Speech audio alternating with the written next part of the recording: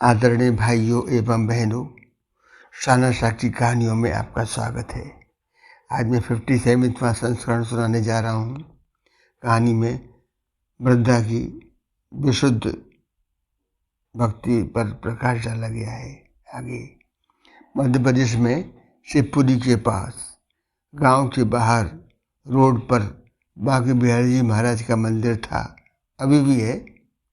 मंदिर के बगल से एक मकान जो अब खंडर है, वहाँ एक वैश्य वृद्धा रहती थी। अकेली थी, सारे दिन पकौड़े तलकर बेचती और अपना जीवन यापन करती थी। एक दिन उसने स्वप्न में देखा कि उसकी मृत्यु हो गई है और उसकी संपत्ति को लोग लूट लूट कर ले जा रहे हैं। दृश्य देखकर वह परेशान हो गई तथा प्रातः उठकर वह गांव जाकर वैश्य समाज से चर्चा कर अपना मंतव्य बदलाया कि मैं अपने जीवन में ही सारी जायदाद, समस्त धन दौलत आदि श्री बांके बिहारी जी मंदिर को नाम करना चाहती हूँ। उसके सुझावानुसार सारी कागजी औपचारिकता कचहरी के माध्यम से पूर्ण कर दी गई। फलस्वरूप वृद्धा अब बिहारी जी के मंदिर में ही रहने लगी तथा खाने पीने की व्यवस्था भी मंदिर की ओर से जारी की गई। अब उक्त वृद्धा पूरे समय भगवत भक्ति में लीन रहने लगी। अजपा जाप कीर्तन निरंतर करती। मंदिर की ओर से प्रातः मक्खन मिश्री, फिर दूध, दोपहर चकाचक भोजन, रात्रि को 8 बजे फिर डिनर एवं 10 बजे रात्रि को पुनः दूध। मंदिर की ओर से रसोइया नियुक्त था। वही सब पाक साफ हो भगवान के लिए प्रसाद तैयार कर पुजारी द्वारा भोग लगाकर वृद्धा, फिर पंडित, फिर स्वयं भी पाता था। वृद्धा का भक्ति भाव में अच्छा समय गुजर रहा था। एक दिन वृद्धा जब दूध पी रही थी तो पंडित जी ने उसे टोका कि आप दूध के साथ क्या चबा रही हो। तब वृद्धा ने बतलाया कि मेवा चबा रही हूँ, जो वो आपने ही तो दूध में डाल रखी है।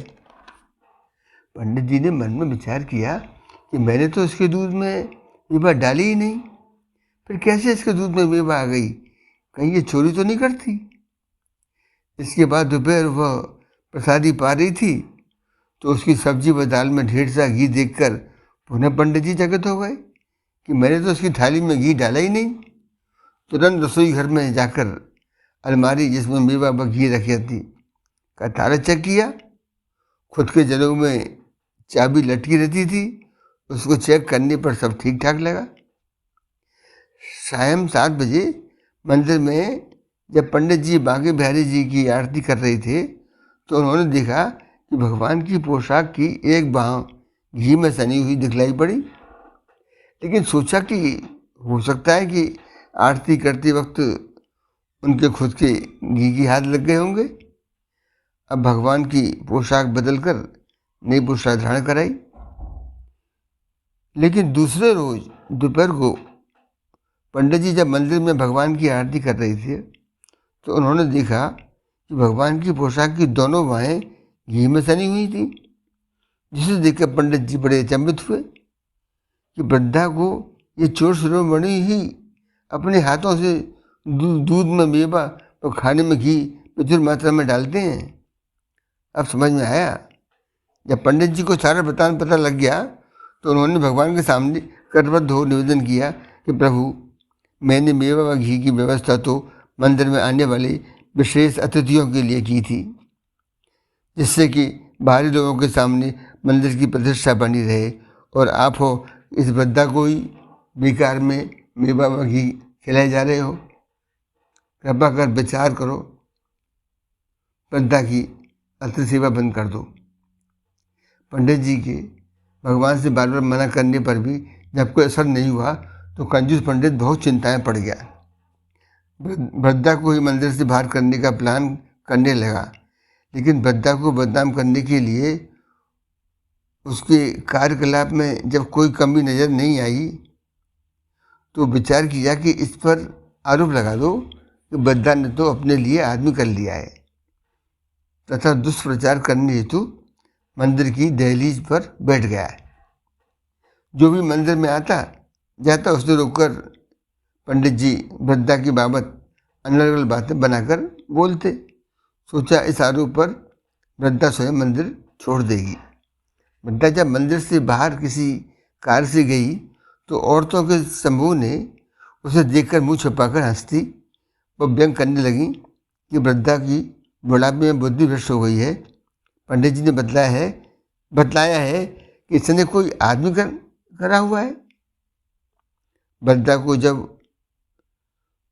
उस पर लगी लांछन बाबत पता लगा तो वह उस दिन मंदिर वापस नहीं गई, बल्कि गांव में जाकर वैश्य समाज को बतलाया कि पंडित जी मुझ पर अनर्गल लांछन लगाकर मुझे बदनाम करने की चेष्टा कर रहे हैं। वृद्धा की बातें सुनकर वैश्य समाज के बहुत से लोग पंडित जी के पास चर्चा करने गए तथा पूछा कि वृद्धा ने कौन सा आदमी कर लिया है पंडित जी, हमें भी बतलाओ। जहाँ में पंडित जी ने भगवान बांके बिहारी की ओर इशारा कर बतलाया यही है वो छलिया जो रोज वृद्धा को मेरे मना करने के बाद भी मेवा बसरत घी खिलाता रहता है। हकीकत सुनकर सभी वापस चले गए। वृद्धा उस दिन सारी रात मंदिर के दरवाजे के बाहर ही बैठी रही। सुबह जैसे ही मंदिर खोला तो दौड़कर भगवान के गर्भगृह में जाकर बिहारी जी के चरणों में सिर रखकर आत्मसात हो गई। वृद्धा के बिहारी जी के चरणों में गोलोक जाने की खबर पूरे गांव में फैल गई।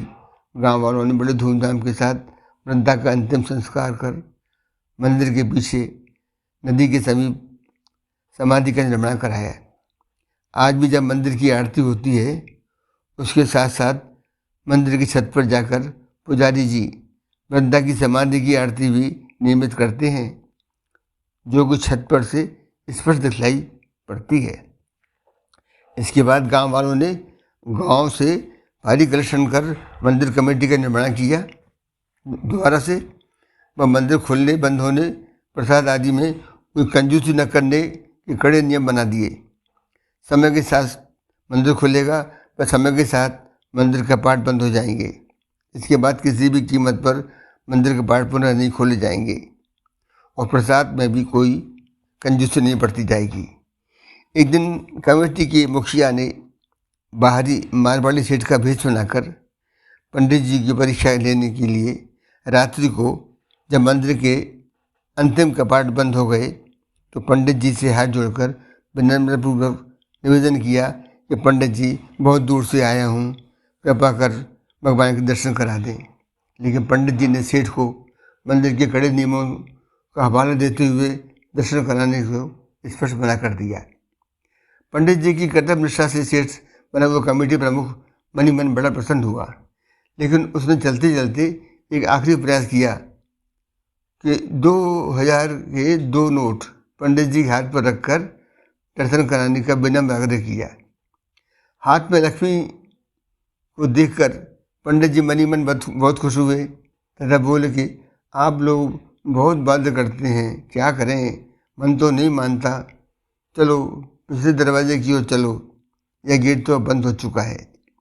सेठ बने कमेटी प्रमुख को पिछले दरवाजे से ले जाकर गर्भगृह से भगवान के अच्छे से दर्शन कराए तथा बोला कि कृपा कर किसी को भी बतलाना नहीं, मेरी नौकरी का सवाल है, ये सब केवल आपके विशेष आग्रह के कारण ही था।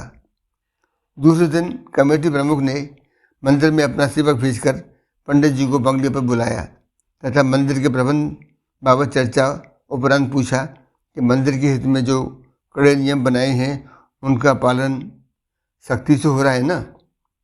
जवाब में पंडित जी ने बताया कि समिति के अनुसार ही मंदिर का प्रबंधन कठोर अनुशासन के साथ हो रहा है।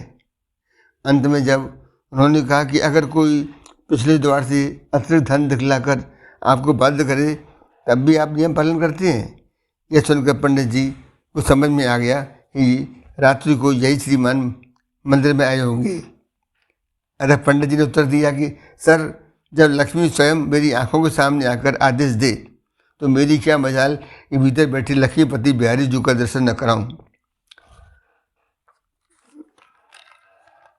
उत्तर सुनकर कमेटी प्रमुख ने मुस्कुराकर कुछ हिदायतें दे पंडित जी को विदा किया, लेकिन उससे पहले कमेटी प्रमुख ने पंडित जी से कहा, कुछ नेकियां और कुछ अच्छाइयाँ अपने जीवन में पंडित जी ऐसी भी अपनानी चाहिए कि जिनका ईश्वर की सिवा कोई और गवाह न हो।